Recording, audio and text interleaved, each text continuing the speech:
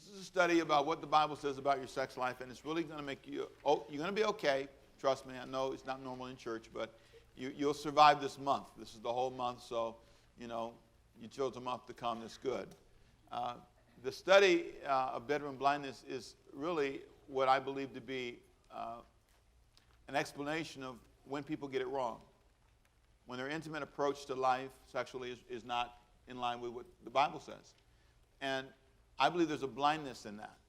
And a lot of us have been blinded by it. I was not raised in a culture where I was ever told that there was anything wrong with anything other than bring babies home. That was all I was told.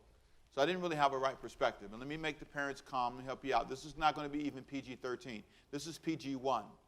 It's not R-rated. It's not PG-13. It's PG-1. What did I say it was? PG-1. Now, I'm going to say I'm going to say things, but it's not more than they hear at school.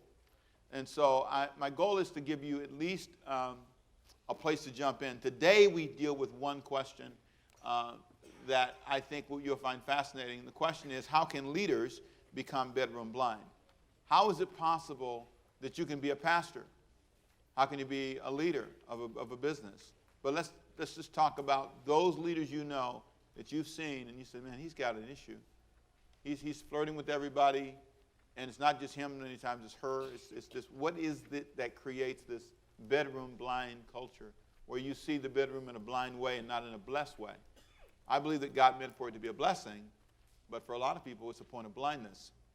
There's a verse in Luke chapter 12. I want to start with verse 48, and it's in your notes at the top of the page, and it really kind of sets the tone for how I want you to see this, because there's a strong statement that's made here that can really be a help to you. Here's what it says. Everyone to whom much is given, from him much will be what?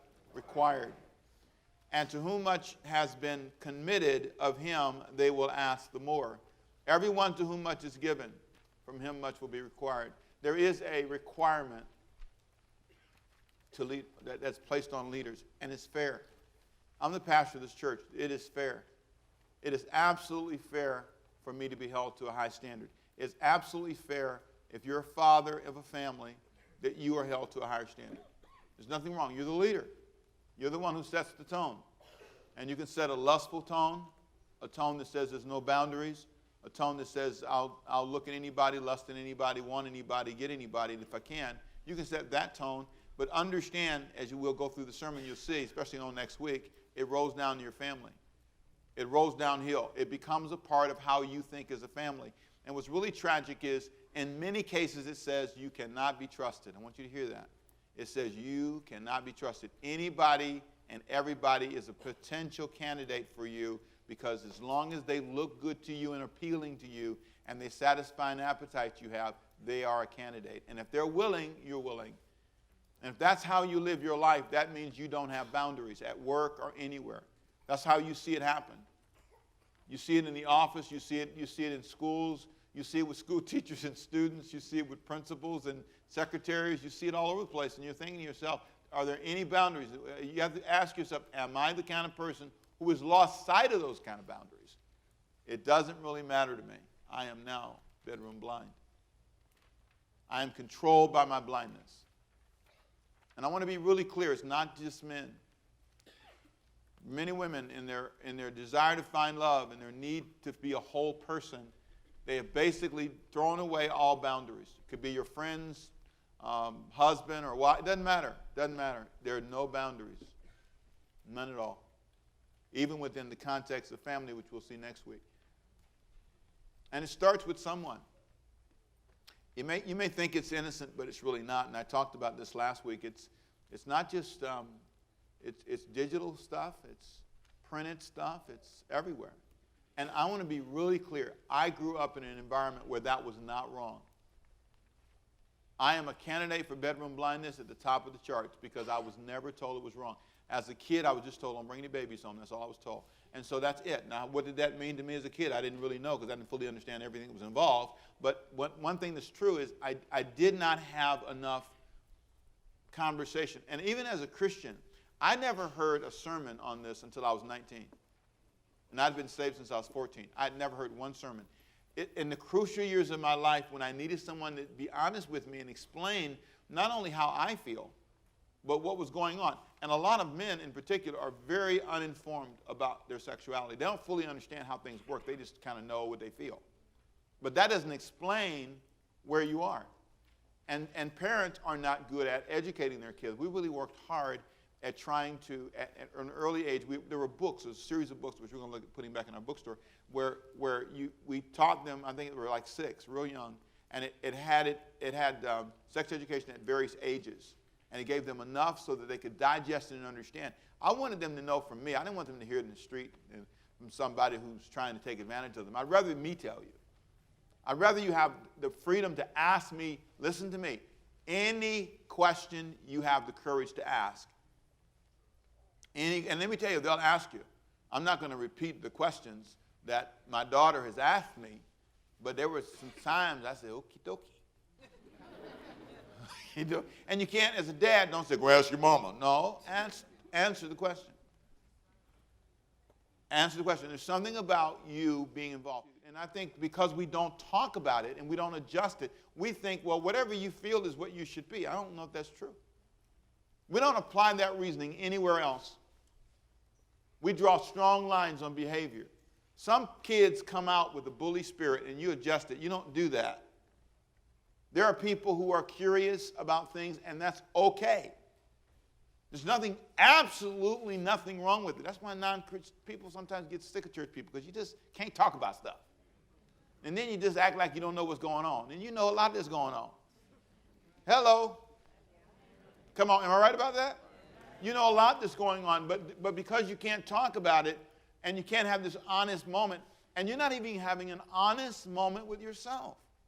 Let me ask you, are you out of control? Are you a person who's out of control? I'm going to show you somebody in a moment here who's out of control. And I want to show you that this leader who gets out of control, his name is David, is out of control, and I don't think he faced it. I think he ran from it. I think he avoided it. I think he got into this place where it was like, well, you know, I don't want to talk about that. And what happened was his blindness went way past him. Let me show you the story. You'll find it fascinating. In 2 Samuel chapter 11, there is an incredibly open, transparent story that is recorded about David, who's one of the greatest leaders in the Bible. And what's really powerful is, when you look at David's life, you ask the question, you say, how could a leader like David become bitter and blind? Because you have to separate position from problem. Can you say that with me, please? Come on. It's position, problem. Say it again. Come on. Position and problems. There's two separate issues. You can be an incredible person who climbs to the top of an incredible position, but you have still not faced certain problems in your life, certain habits you've developed. And so that's how you can see people rise in great power, become incredibly, profoundly dynamic, but then they lose the ability to balance. And there are 3 indicators that he was headed to trouble in chapter 11. And I want you to say all 3 with me, please. Come on, say his priorities, his placement, his pursuits. In chapter 11, verse 1, it said, it happened in the spring of the year, at the time that the kings go out to battle, that David sent Joab and his servants with him. Notice, his priorities have been interrupted now. He is not going to battle with the kings. It was a time of year when the kings would go to battle. He didn't go. He took some days off he shouldn't have taken. And now he's just laying around, lounging around. And the other guys are out fighting, but he stayed in Jerusalem. And I want you to notice, because of his priorities being off, he's in the wrong place. This is important. He's in the wrong place. Verse 2 says, it happened on one evening that David arose from his bed, so he's sleeping in late, okay? And he walked on the roof of the king's house. Now, I want you to please freeze right there for a minute. He wasn't supposed to be here. If you were in the wrong place, you would do the wrong things. If you go to certain places, please think for a second, where are the places I should not go? If I had not gone over there, and you need to just identify those places. There's some addresses. There's some phone numbers you need to delete. There's some things you should never, ever do. You can't go over. If I go over, I told you last week, right? If you do 1 and 2, 3 will happen. Come on, say 1, 2, 3. That's it. If you do 1, okay, you answered the phone. Number 2, you went over there. There it is. 3 is there. There's something about you and the secret sauce you got rolling that just makes me blind. I can't see a thing. And you know exactly what I'm talking about. Some of you ladies, just a guy you like, you find until he show up, and you start wiggling and moving and so yeah. No, I'm serving Jesus now. I'm serving Jesus. Jesus, I'm serving him. You want to go out? No, yes. 1, 2. Where should I go? I know if I go. And it's just that honest moment when you admit, I am in a place that I just cannot see because somehow, for whatever reason, and you got to be really clear. Let me help you with this. This is not love. This is chemistry. This is all emotion. This is body training. This is neuroplasticity. You know what I tell you about that? Neuroplasticity, your brain gets trained. When you're with that person, you're like this. Everybody else, you're straight. But your brain, when they see them, they think 1, 2, 3, because that's what it's been. You literally, and this is what's really important to understand how you're wired. Haven't you noticed that when you I don't want to use a terrible example, but it really drives home the point, but let me try a graceful one. When you get near food, you get hungry. You smell it, you start. How many times have you driven by the Krispy Kreme donut sign? Right? And they got that big red hot sign, and your car takes over and drives over there. You ever did that? That's why they put the sign out. They train your brain. And let me tell you, and it's really biologically true. The sugar is a trigger, and it literally biologically calls you. They say sugar can be, in terms of the brain, it lights up the same parts of the brain that the cocaine does. If you just have to, sugar. So you see the hot sign, right? And the hot sign says, come, sugar. And you go get the sugar. And you don't get 1, you get a dozen. I need a dozen, 2 dozen, it's on sale, and you sit there and you eat it until you're sick. You ever notice that?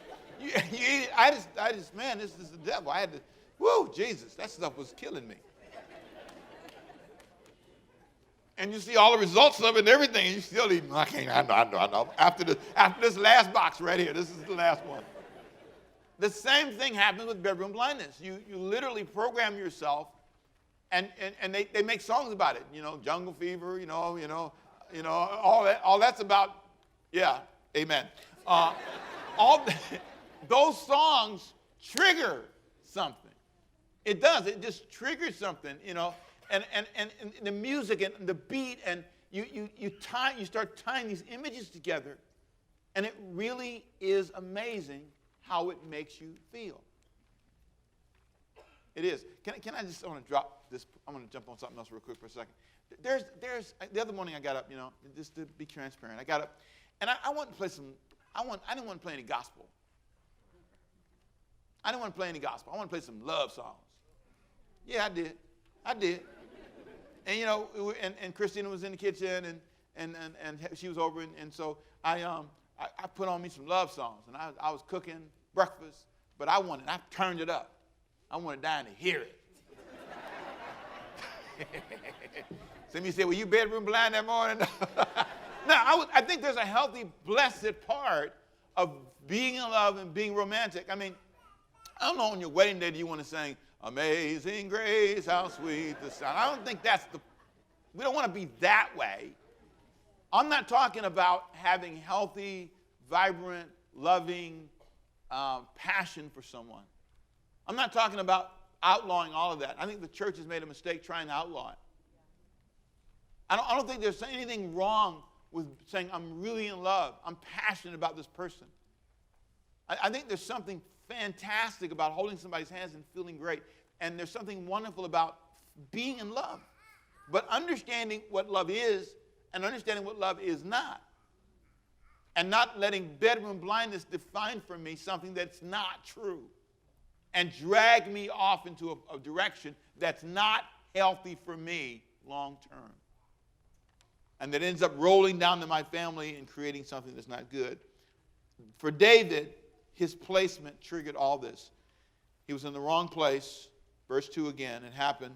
One evening, David rose from his bed, walked on the roof of a king's house, and from the roof, verse 2 says at 2 Samuel 11, from the roof he saw a woman bathing, and the woman was very beautiful to behold. Now, please understand, this is not her fault. This is not her fault. Can you say that with me, please? Come on. This is not her fault. This is a person who is in what I call an embarrassing moment. There are embarrassing moments in life. Moments when it just doesn't, you can't avoid it. You know, in LA, there's it's very common for you to have a pool bath. Off the pool, you'll have a bathroom. And the story that I heard years ago was really touched me. The young girl was showering or something in the bathroom, and the uncle walked by, and the door was ajar. And sometimes you're not paying attention to something being open, and he saw her. And instead of doing this, closing this, excuse me, babe, your door's open here. Instead of doing that, he looked in and he said, nice. That's all it took was that. That's all he said was those words. It's not nice. Nice what? Huh? What do you mean, nice? What does that say to me? And from that moment on, it triggered something in her of fear and insecurity. And somehow it's an amazing lack of sensitivity. David, when he walked up on that roof and he saw this woman who did not know he was looking, who thought she was in a private moment, which is normal in family. You live with folks, this happens. Thirdly, notice his pursuits. Once he sees this, he asked an unnecessary question. Now, he had his own wives and concubines, but he's asking about this woman. So David sent in verse 3 and inquired about the woman, 2 Samuel chapter 11, verse 3, and someone. Now, it doesn't name the person. This is a hero. Whoever this person is, they were trying to say something to David that he did not hear. Someone said, is this not Bathsheba, the daughter of Eliam, the wife of Uriah the Hittite? The guy said, listen, David, you want to know who that is? You want to know who that is? That's Eliam's daughter. You know who Eliam is, David? He's one of your 30 top special forces guys. He's one of your mighty men. That's who Eliam was. It's somebody you know. That's Uriah's wife. You know your soldier that's fighting for you right now while you're laying in the bed? That's Uriah's wife. And there's not another name that's mentioned here, but the name Ahithophel,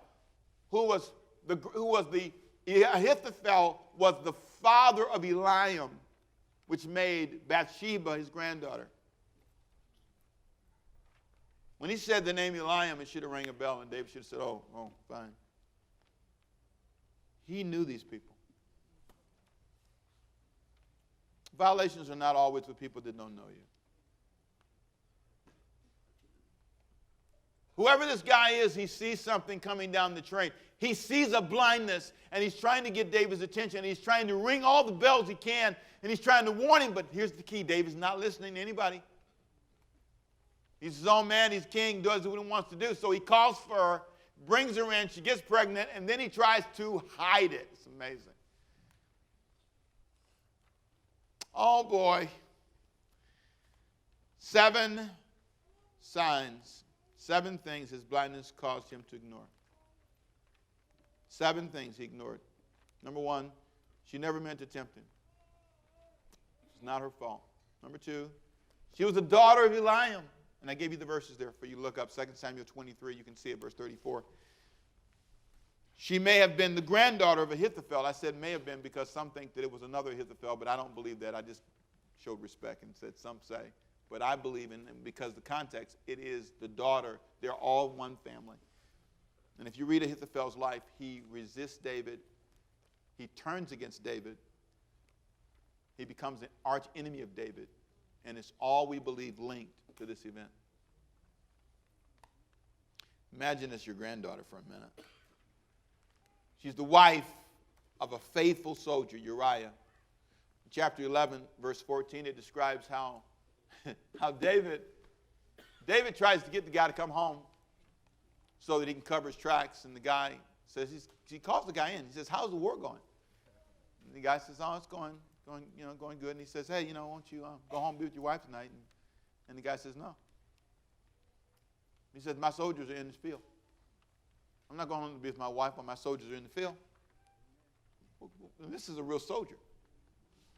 And so instead of him doing what David said, he sleeps at David's doorstep that day. I'll just stay here and protect you. Oh, boy. Talk about betrayal. Amazing. Then David writes a note. It gets worse. David writes a note to his commander. So I want you to kill this guy. And he gives the note to Uriah to take to his commander. The guy doesn't open it. He gets the note. His commander gets it, looks at it, looks at him.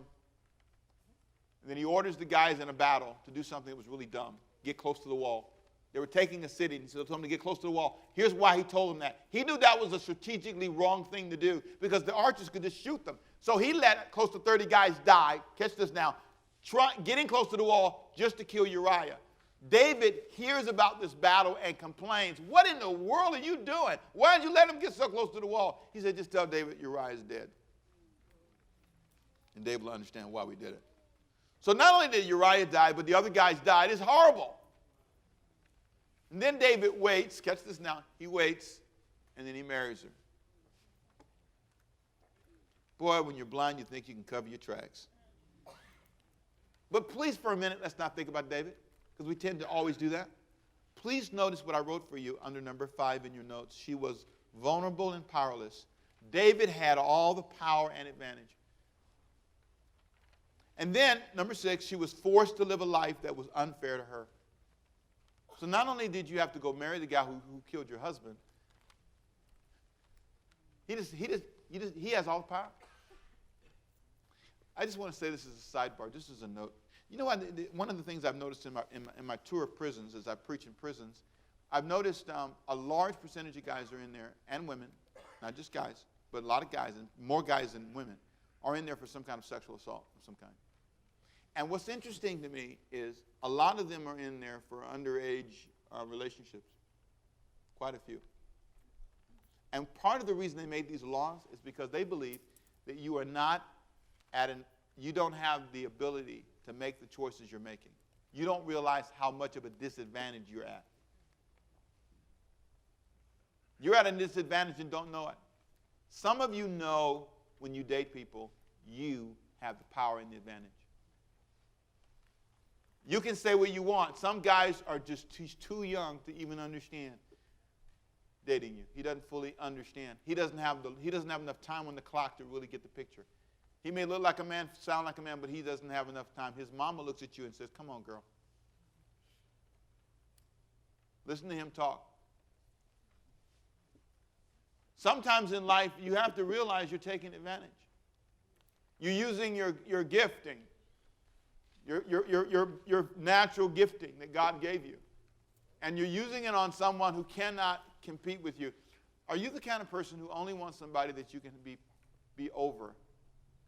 Dominate, control. You want a relationship. You don't want a relationship where it's equal. And I'm not saying that age is the only thing that makes it equal. I'm not trying to say that. I want you to just see this is not just about age. This is just about power and advantage. And he took advantage. Are you doing that? Are you in a relationship and you are doing that? You're using your power, your money, your experience, your maturity, your status, your car, your stuff, your house. David doesn't really care. He only wants the power. And so what happens is he does something that's even more devastating beyond that, is number 7 on your list. He devastated the confidence of some of his closest leaders. Eliam, when he heard this, imagine what he felt. He did what?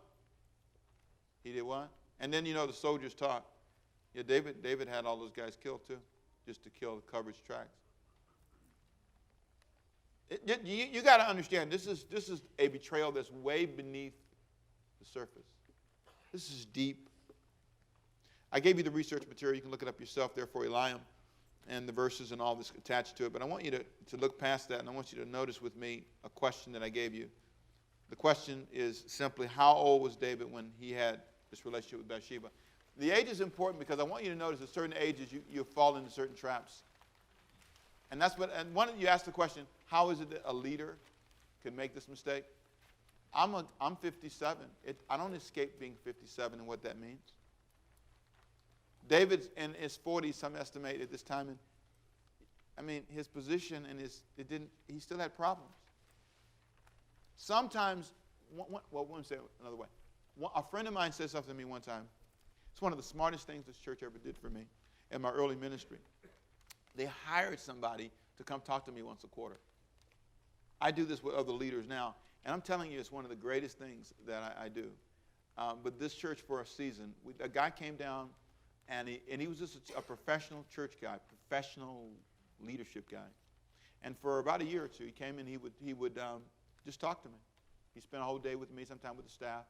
And one of the things he said to me that I will never forget during that season, he said, Rick, some things that are happening in your life have nothing to do with anything other than your age. He said, you're in your mid-30s, and he said, they're just things you're facing because of your age. It's 32, he said. It's 32, sir. At 32, you're wondering and you're feeling, did I do enough? Did I accomplish enough? At 40, you have a certain set of feelings. Am I still vibrant? At 50, at 60, am I dying? Am I too old now? Am I getting ready to go to the pastor? At 70, people keep thinking you're done. At 80, at every age, there is a challenge. And so at this age, he's now lost his way, and he ends up in a place that's sad. 40-year-old successful leader struggling with boredom. Nothing to do but look out the window. And I want to tell you, they used to say all the time, they said an idle mind is the devil's what? Workshop.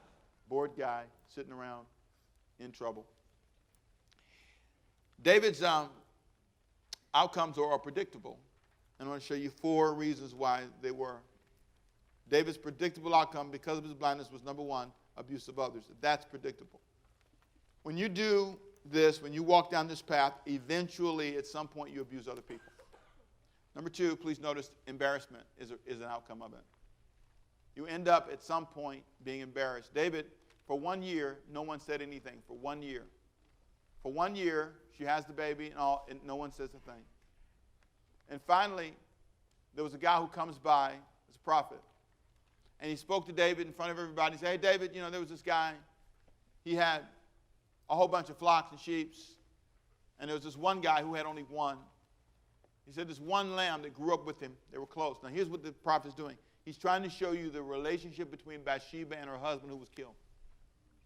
They grew up together, they were young, and this one guy came and he took the one little ewe lamb from that man, and he slaughtered it. Notice the description of what this did to her. This slaughtered her dreams. She and Uriah never had any children. The man she married, the man she loved, he slaughtered her dreams. It's amazing how one person can do that. Can just absolutely take away everything you ever dreamed. And then he sits there and he said, not only did he kill the lamb, he ate it. He said he ate it for him. He took it for himself. And David was so furious. Catch this now, a year later, he forgot. Amazing how you could forget what you did. Come to church, get all saved and Holy Spirit filled and all that stuff, and you forget what you did. You forget your journey. You forget the mistakes you've made. He's mad. This guy, tell me who he is. I'm going to kill him. And he looks at David and says the most profound words, thou art the man. That was amazing. Let me freeze the story. I'll come back to it later. What an embarrassing moment. That's the goal. I want you to just look in the mirror and be ashamed.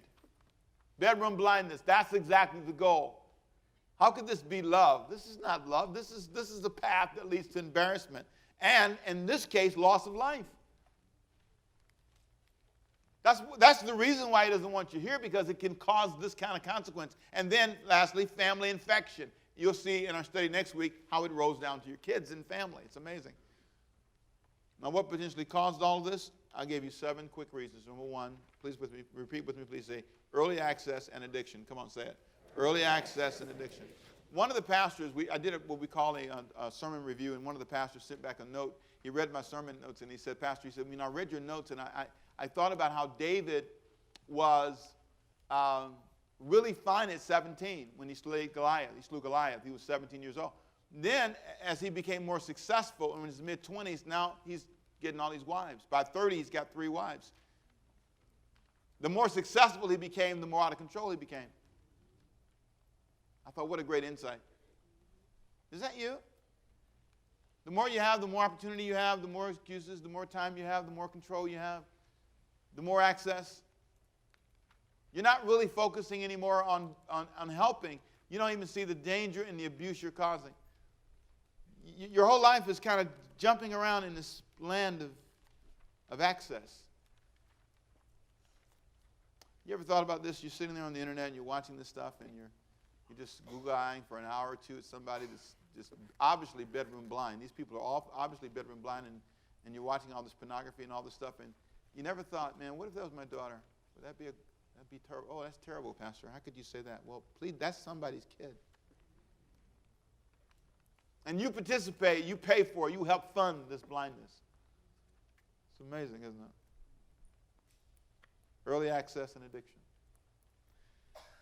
Then notice another thing that potentially caused this was how he managed his time, how he managed his relationships, how he managed his appetites, how he responded to advice. No one could talk to him.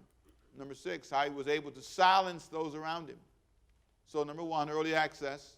Number 2, how he managed his time. Number 3, how he managed his relationships. Number 4, how he managed his appetites. Number 5, how he responded to advice the guy tried to tell him. That's Eliam's daughter. Number 6, how he was able to silence those around him. Go get her for me. Nobody could stop him. But let me tell you one thing as I close. One thing that made David incredibly special. When he was confronted, when Nathan looked at him and said, "Thou art the man," David did something that made him stand out above everybody else before him. Here's what he said: "I have sinned." No excuses. No, I'm not going to blame anybody. And I didn't just sin against Bathsheba. I sinned against the Lord. This is between me and God. And I want to tell you, one of the things that will help you in fighting bedroom blindness is establish the conviction that this is not about somebody or my family. This is about me and God. It's God and I need to think about my relationship with God. I don't worry so much about, I do care about hurting Diane. I care about hurting my kids, my daughter. I care about embarrassing you. But that's not a good enough reason. In my opinion, it's just not. It's not enough to stop you. What really stops you in your tracks is when you think about my walk with God. If God can't stop me, you surely can. You want to be the reason I don't? Please. My wife told me one time, she says, she says a lot of things to me, but can I be really transparent? No, I need to vote. Can I be really transparent? Yes. I need to see your hands. How many? Can I be really transparent? I'm going to tell you something good, okay? You ready? Watch. She looked at me and she says, Temple, I'm going to tell you something. Because I don't think certain ways. And guys generally don't think ways. Ladies, get this. She says, a woman would love to have a part-time relationship with you and would never tell. She'd keep your secret. And she says, you are so good. You are so smart. You could hide it. And you could afford it. That's what she told me. I would never know. And we just had this wonderful conversation about, because we're talking about leaders and failure and moral failures, and she said, that's common. And what's really interesting, in this room, somebody watching, listening to me now, you're that person, keeping a secret. And you haven't thought about how blind you are. You've justified it with all kinds of reasonings. When she said that to me, it touched me because she really looked at me and I could never stop you. I don't have enough beauty, enough cute, enough anything. This is between you and God. And that's what some women don't get. You think it's your fault all the time because he wants to blame you for his blindness? No, David said it's not about me. It's between me and God first. And that's where you need to start.